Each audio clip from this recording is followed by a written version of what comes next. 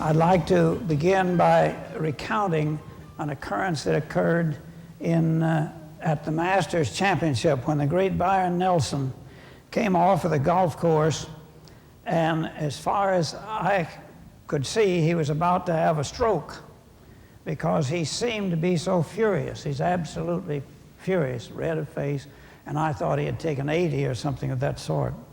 And I asked him what was troubling him, and he replied, "If you had putted for me this afternoon, you'd have broken 60. I says, "Wait a minute, Byron. What did you take?" And I was aghast to learn that he had shot 66 and was so pent up that I thought I ought to help him if I could. And I said, "Well, why are you so upset?" He had said, "Well, I've already said if you'd putted for me, you'd have broken 60. I said, "Well, how many greens did you hit?" Well, it turned out that he had hit all the 5 pars in 2, all the 4 pars in 2, and all the 3 pars in 1, which adds up that he had hit the greens in 4 under par. And I don't believe there's more than a half a dozen people in the annals of golf that have hit the greens 4 under par, and one, to the best of my knowledge, who's hit it 5 under par. But in Nelson's case, I said, "How many short putts did you have?" He said, "I had 2 6-footers, 2 or 3 10-footers, and the rest of them somewhat longer." Well, I says, "Are you quite reasonable to think that 34 putts is bad on the tricky greens at Augusta National when you've hit all the greens and had no really short putts, that you had 2 5 or 6-footers and 2 or 3 a little longer?" I said, "Remember Horton Smith's article that it isn't how many putts you've taken, but where you took them from that establishes whether you did or did not have a good putting performance."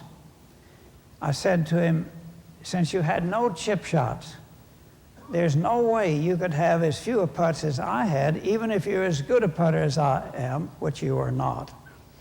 But I says, "There's no way you can get the ball as close to the hole after 2 shots as I can after 3. So we're putting in a different game altogether." So remember that chipping, which I'm going to give you my views on first, because it is the next to the shortest shot. Chipping, in my opinion, allowed me to compete with heavier hitting golf professionals or people that were more skillful in hitting greens than I could do, because my lifetime average is not very accurate. I don't know too much about it, but I've only hit the greens in regulation figures 1 time in my whole life, and that was at San Gabriel Country Club in California. So I have a very great love for that course because it gave me a first in my life. So you can see there's a vast difference in how we make our scores. I made my scores by hitting somewhere around 11 and a high fraction greens per round, whereas I have a suspicion that Byron Nelson, Sam Snead, Ben Hogan, Jack Nicklaus, many other of the great stars of today are making their scores hitting somewhere around 14 and a high fraction or 15 and a low fraction greens around on a lifetime basis. Well, that adds up to them beating me to the greens in 72 holes, somewhere between 8 and 11 or 12 shots each 72 holes. Yet their records are only about 1 or 1 and a fraction strokes per round better on a lifetime basis, while I could produce my best a little more frequently than they can produce their best, because my best in shot making is mediocre and their best is brilliant. So you cannot produce brilliance as frequently as you can produce mediocrity, if that's a good word. I think that's letting me down a little bit. But at the same time, I think you're now beginning to get a little bit of an understanding of how games can be made up. There are 2 distinct games in golf. One is the ground game, which in my view includes any shot that is on the ground for a greater distance than it's in the air. So that naturally includes chipping as well. And my chipping technique maybe came about by sheer circumstance. I was brought up in Hot Springs, Arkansas, and in my youth we had all sand greens, and there they had oil sand greens.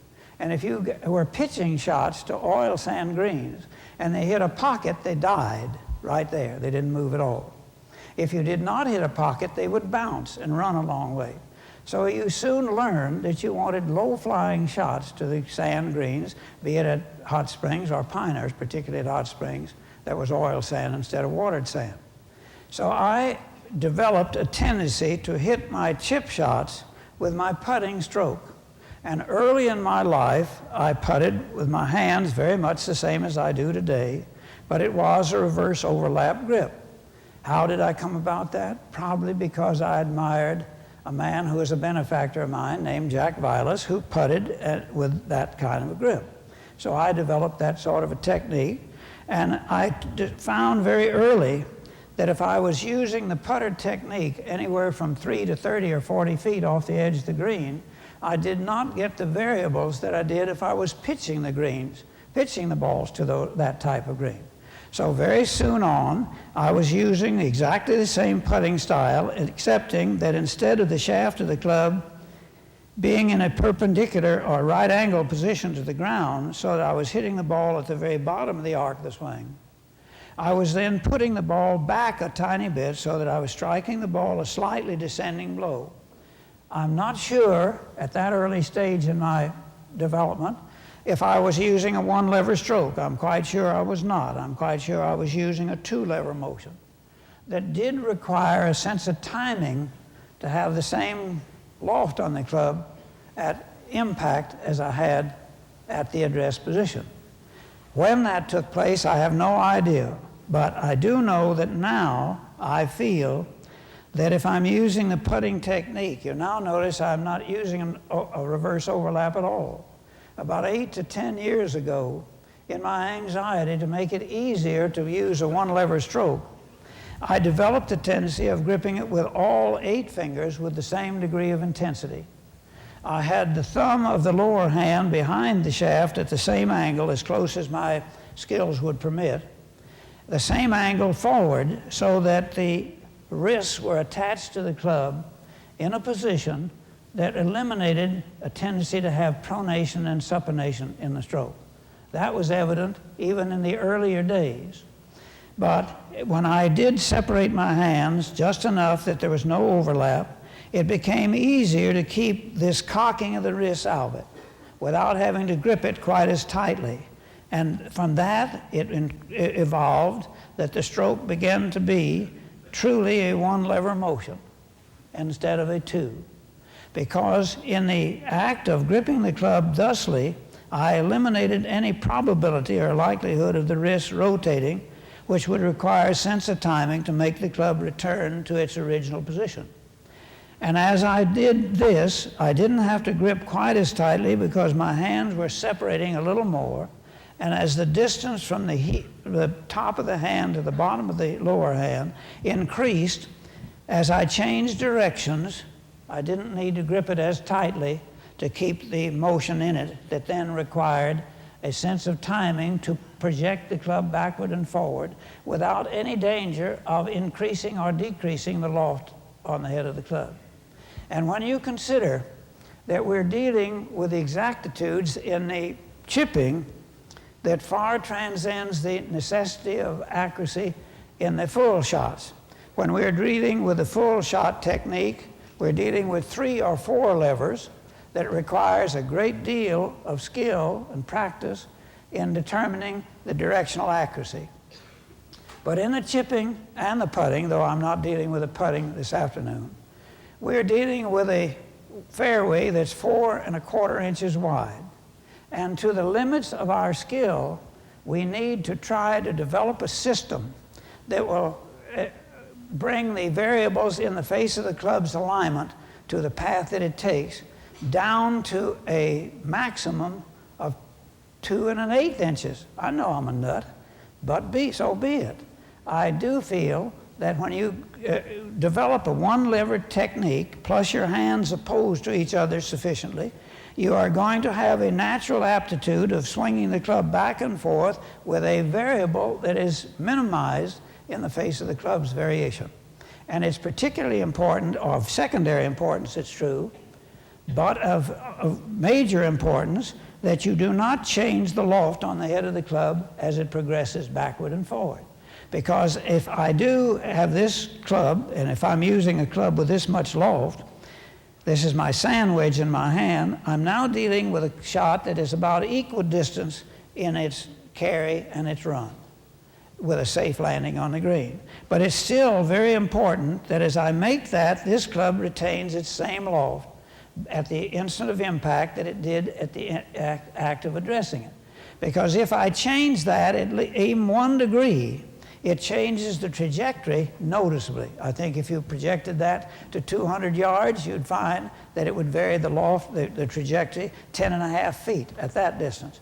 But even so, if I make one stroke where I've done this with a stroke, and another stroke that I've done this with a stroke, this last stroke will not have the same follow that the other did. Therefore, your touch becomes very fallacious.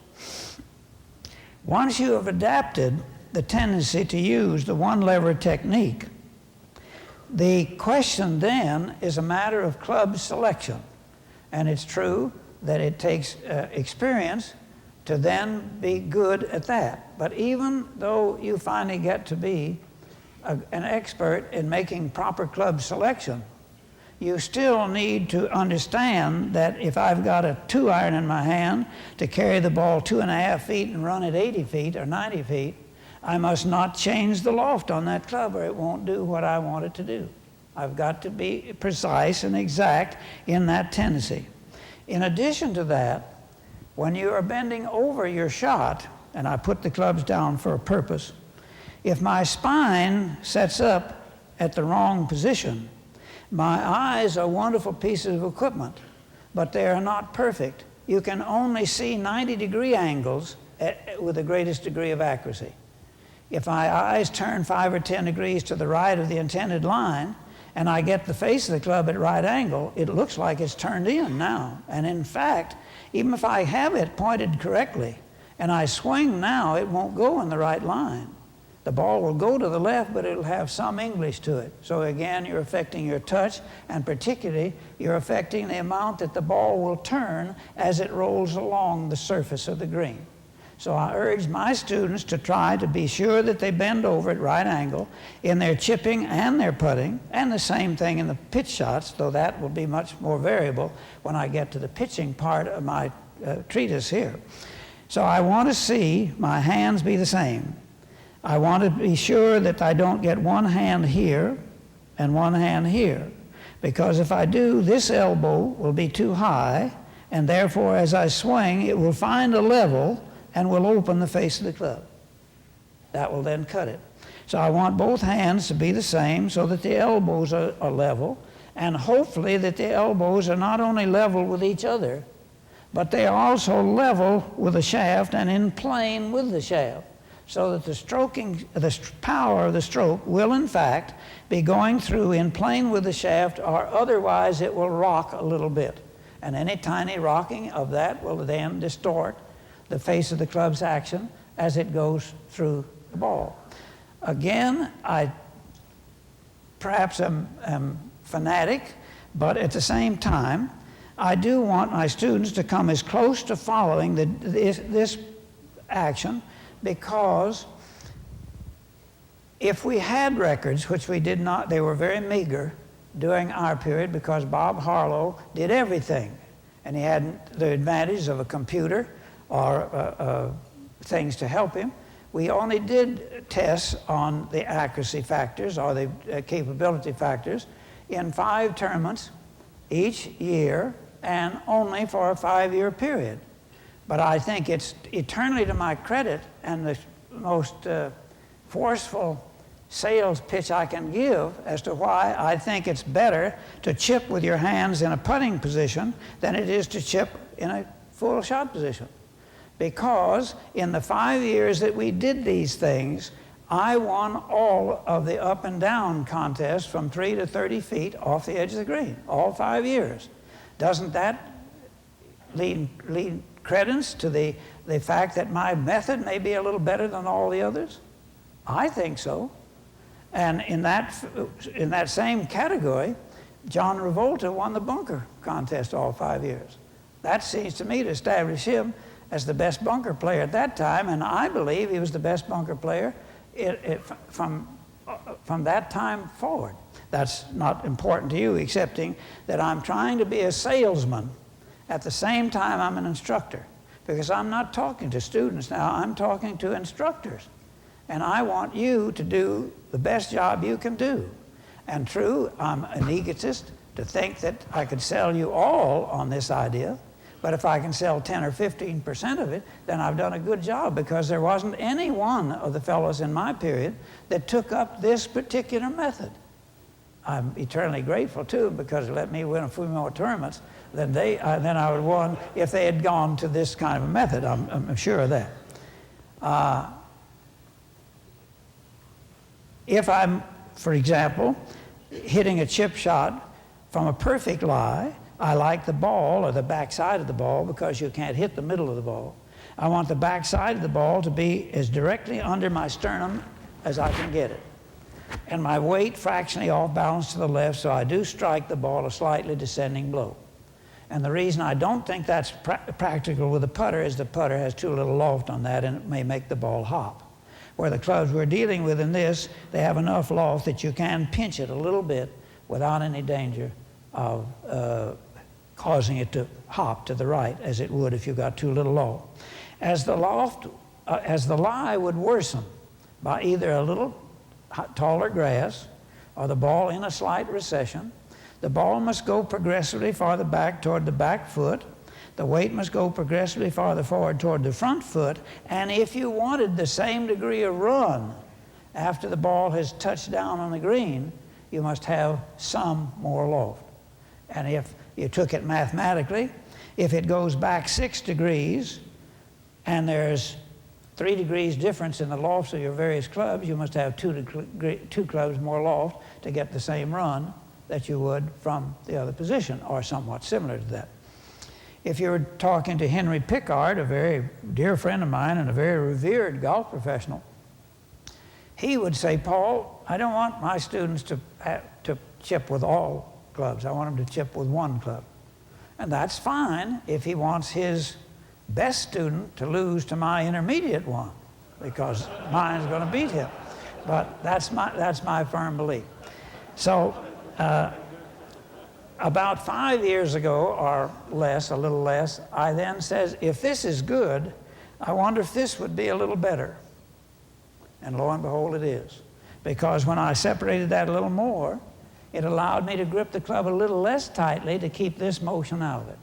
Because the more I would separate it this way, when I finally experimented until I had it this far apart, that didn't work, because I had to swing my arm too far to get enough leverage to make the chip shot go the right distance. So I went back up the shaft, and I've now finalized it to have my hands just far enough apart with both the putting and the chipping that the fingers do not touch anywhere.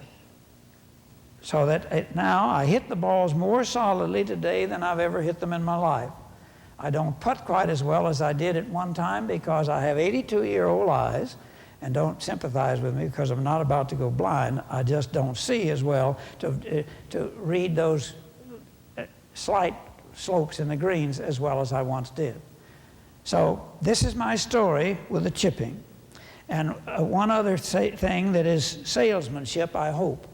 I was doing my putting and chipping act as I usually do first before I go to the long shot shots.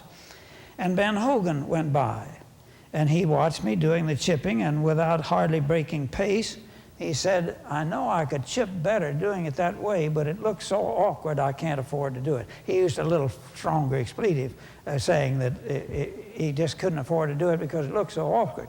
Well, perhaps it does look awkward at first, because when you first change anything, you do it unnaturally. But if you've done this as long as I have, I can produce just as much rhythm from this joint as I can from this joint or this joint. And this joint is less stable than this one. This joint is less stable than this one. So I'm now giving my chip shots to the more stable shoulder joint instead of the elbow or wrist joints. Any questions? If not, any questions? I can't see out there. Fine. Okay, may I change then from the presentation on chipping to that of pitching? And in this respect, I credit a change in vocabulary to the biggest single improvement I've made in pitching instruction. About 6 or 8 years ago, and I don't know just exactly when that was, I changed from a technical aspect to a verbal change that is simple. And these, I would appreciate it if you fellows would write down the 3 keys to good pitching. You have all probably read it, but I would like to reiterate it because this changed my success in instructing, not my success as a player, but it changed my success as an instructor more than any one thing I've done in the last 50 or 60 years. And that is, first key, never allow the palm of your lower hand to get behind the directional position of the face of the club. Now, any of you folks can see my hands now. Am I, in truth, fairly accurately shaking hands with the directional position of the face of the club? I cannot abide any of my students that hope to be as good a pitch shot player as he could be to have that kind of a grip in relationship to the head of the club. It's true, if you are skillful in your understanding of golf, you can still make good pitch shots with your hands in this relationship to it, but not as skillful as you could. If you wanted that relationship, then have the face of the club. If you wanted the hand, to be the other way, don't bring it over there. That changes your physical motions, and that's bad. If you just open the face of the club the amount you wanted to cut it and kept your hands in the same relationship to your body, you would then be doing the pitch shot correctly, because you can then make the same physical motions, but you get a different reaction to the face to the trajectory and the spin on the ball. And I'm saying this now, and I mean it with every fiber of my being. You have to be clever with your pitch shots. You cannot be as successful as you could be unless you're versatile, very versatile with the pitch shots. And that goes for pitch shots from very short distances. The shorter they are, the more versatile you must be. But you must be reasonably versatile even with your actions for the long shots. I like to remember Bill Melhorn, because Bill Melhorn was the greatest shot maker of his period, because he could fade the ball or draw it with an equal degree of skill. And he understood how to allow for those variances. But since that's not my premise this afternoon, I'm going to stick to pitch shots only. And in the pitch shots, the first key is to shake hands with or be ahead of the directional position of the face of the club. Never let this right hand get into a position like that. Keep it set so that it's a little this way, and the broader your shoulders are, the more that variation has to be there in order to have your hands on the club correctly. If you're a very narrow-shouldered, very long-armed person, you can get your hands on it correctly much more easily than you big, broad-shouldered fellows with short, stocky arms. But it's more important that you broad-shouldered, heavy-set, firm-wristed people get your hands on the club more correctly if you ever hope to be as skillful with the pitch shots as you could be. This is my firm conviction. Key number 2, never overreach. Easily written, but a little more difficult to understand. Never overreach. It's my firm belief that every good player since time immemorial does not let the weight of his club rest on the ground. He has varying degrees of rest, but if he does have the complete weight of the club on the ground, he cannot make a delicate short shot with any rhythm to it. But if he does address the ball with the weight of the club still in his hands, with his arms stretched to the degree that the arms will be stretched by the force of the swing, he then has the club well below the apex of the ball, but well above the earth.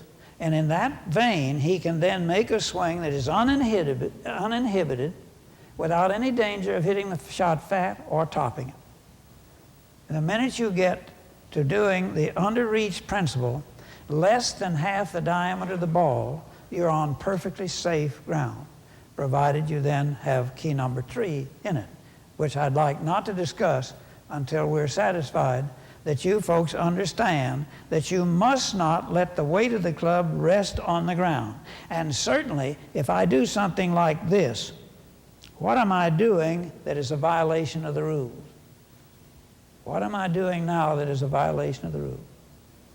I'm resting the club on the ground with more than its natural weight. And if I'm playing in a middle play tournament, I'm honor bound to report you. Because if I don't report you, then I can be disqualified. I haven't done my job correctly. I could be disqualified. I'm not likely to. So, and as minute you do this, you have violated the rule, you're improving your lie, and you're worsening your chance of hitting the shot correctly. Worsening your chance. Because the minute you've got that overreached, even a quarter of an inch, and if you don't make any adjustments during the swing, you will then hit the ground about 2.5 inches back of where you intend to hit, with even a quarter of an inch on overreach. You're going to hit way behind. I wish I knew the mathematical figures that bear that out as an absolute fact, but it is a fact. So, underreach a fraction so that you can then help the law of gravity as you make your swing without any danger of hitting a fat shot, provided you have key number 3 in it. And key number 3 is that even though you've got the ball in the right position, that's where the backside of the ball is directly under your sternum, you had better keep your weight a fraction off balance to the left so that you again will not hit a fat shot. It guarantees that you would not. And in so doing, I think this is a fact, though I can't prove it because I'm not that good a mathematician. By the simple advent of having my weight fractionally off balance toward the front foot, I about double the amount of backspin you put on the ball. So if you're going to be clever around the greens, you must be able to, in a delicate situation, I want to pitch the ball only a yard or two. I've got all of those things in it. I've got the face of the club open because if I only want to pitch it a yard or two, and I don't have an open blade position, the ball isn't going to get up very much. But if I've got an open blade position and then I make that swing with the 3 keys in it, I've got a good chance to put a fair amount of backspin on the ball so it will not race. It'll grip a little, and that first grip that it gets is the difference on a slick, fast downhill green of maybe 8 or 10 feet difference in the ball's distance that it will travel. So you need to work hard at the 3 keys. Then you need to work hard upon other things that are facts, and to what fact I'm not positive. Does stiff shafts spin the ball more than a loose whippy shaft? Yes. To what degree, I don't know. If that's true, then if I've got that same delicate little shot, would not firm wrists spin the ball a little more than loose wrists?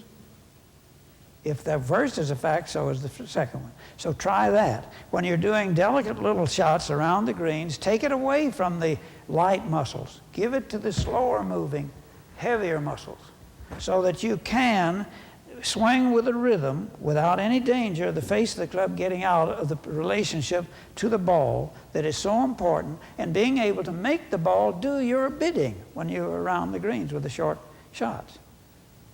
Again, I think that it's extremely important, especially if you fellows are dealing with a scratch player that hopes to become the finished product where he can be a 2 or 3 handicapper. I think you've got to understand these variables, and if possible, do them better than I'm doing them. I'm not sure that I'm the ultimate, but I do think that I'm better than the average because my records prove it, because I'm a weak long game player. Not that I didn't hit the balls well enough, I just couldn't hit them far enough. A lot of the fellows used to tell me, sure, you don't get it in trouble very often, you don't hit it far enough to get it in trouble. But that was not the only reason. I was among the straightest hitters of my time. And when it comes to Augusta National, I want to go back to this simply to be a good salesman on the short game if I possibly can. I never won the Masters. But for the first 9 Masters, I had the lowest aggregate score of all the players who had played the first 9 Masters. The best I did was 3rd twice, but doesn't that tell something?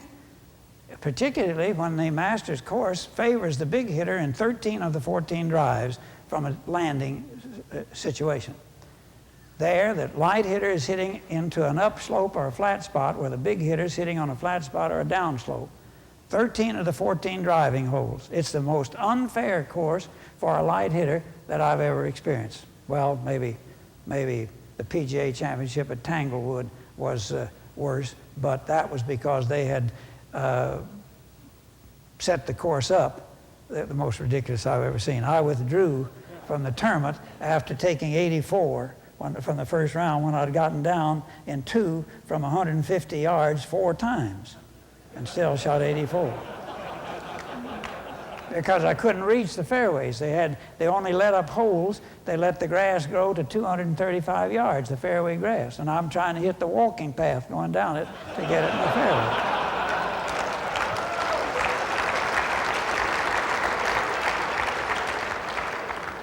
So, in relationship to the pitch shots, I want to go at it in a different vein now. I'm turning toward you for a reason.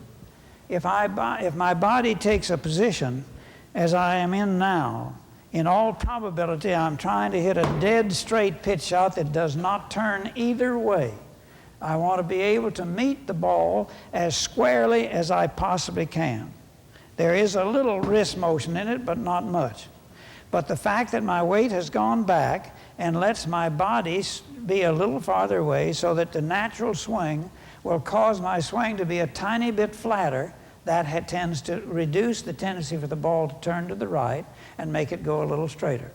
Now, once in a great while, if I want to pitch the ball over something, so I must use one of my most lofted clubs. But once it's hit up there, there's still a little upslope and the pin is deep back. Well, then I'm going to be doing this a tiny bit more, so that my swing swings back inward a little more and comes in a little more from the inside, so that the ball may begin to turn a fraction to the left. So it will take some of the spin off it and let it have a tendency to walk. But the shots that you don't get many of those kinds of shots. Most of the shots, some 80 to 90% of all the shots that you make around the greens that are pitch shots, where they're going a little farther on the fly than you want them to run, you're getting this kind of an action. What do you see in my swing now? I'm getting up over the ball, and my weight is much more up on my toes. And if the Bobby Jones theory is worthwhile, and I believe that it is, I don't have to worry about shanking this one, because as my body goes farther forward and I make a true swing, the swing will go less around here and more out there. And there's no danger. And that swing then taking on a more concaved approach will cause the ball to lift and go higher and more to the right. As I do this, as I go backward this way, is the loft on my club decreasing or increasing? It is decreasing microscopically. It is also making the ball do what? Go straighter or turn to the left. So in that case, I don't have to do anything magical. I just do it with a plane in the swing that causes the ball to take different kinds of actions. A very difficult shot. I've got a tree close behind me, or a fence, and the flag happens to be over there, fortunately. All I'm going to do now is grip the club very short and get the toe down and let it go over there and come back in there, and the ball's going to get up high and come over softly that way. There's a God-given reason why I had to be more versatile with these shots than Horton Smith did, because he could reach the greens in 2, and he hit the balls hard enough that they went higher naturally. His straight shots went much higher than mine, and therefore would stop faster than mine. So the light hitter, and most of the people that you're dealing with that hopes to be a good short game player, I think that you've got to at least give them some help that is in some degree, has the versatility that mine has. It would be silly for you to try to give this kind of a lesson to your 10-year-olds. There you just want to get them in a position and get them to understand that to swing it rhythmically back and forth and keep in balance, so that they've got a chance to hit the ball at all to begin with. But as you get youngsters that are 12, 13, or 14 that can begin to have a deeper understanding of words as well as sights and sounds, why then I think you can use a different technique with them. I'm 10 minutes away from my hour, and I've said all the pertinent things that need to be said, except perhaps as we get worsened lies. Suppose I've got a ball that's in deeper grass or in a hole, and I still must have the same height. I've got to pinch it more so that I don't enter the grass as soon. Therefore, if I hope to get it back up, if I'm pinching it 5 degrees more and I want it to go the same height, I've got to cut it 5 degrees more to get it back up there again. So the swings begin to look more and more like this. But I do believe that the swing must always go parallel to the line across your toes. I do not approve of seeing my pupil, when they want to fade the ball, just turn their feet around this way and get their body screwed around into that kind of position. I would rather see them move on the perimeter of an arc so that the swing will intuitively still go parallel to the line across their toes.